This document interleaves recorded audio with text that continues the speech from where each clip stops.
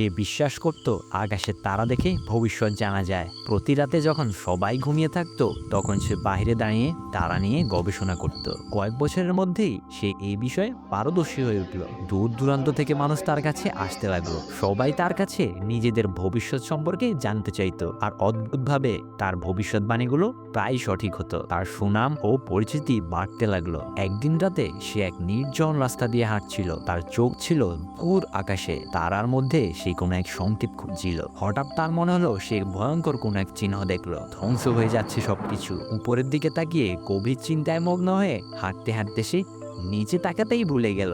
আর হঠাৎ করে ঝপাং, সে সোজা একটি কাদা ভর্তি খাদে পড়ে গেল।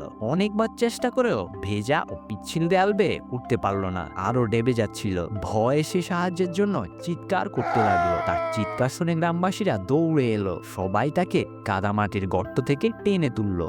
একজন গ্রামবাসী তাকে বলল, তুমি নাকি তারা দেখে ভবিষ্যৎ বলতে পারো, অথচ তোমার পায়ের সামনে কি ছিল তাই দেখতে পাওনি? আরেকজন হেসে উঠল, যখন পায়ের তলার মাটি দেখতে পাও না তখন ভবিষ্যৎ দেখে কি লাভ? লোকটি লজ্জায় দাঁড়িয়ে থাকলো। একইভাবে আমরাও প্রায় ভবিষ্যতের চিন্তায় এতই ব্যস্ত থাকি যে বর্তমানে কি হচ্ছে তা দেখতেই ভুলে যাই।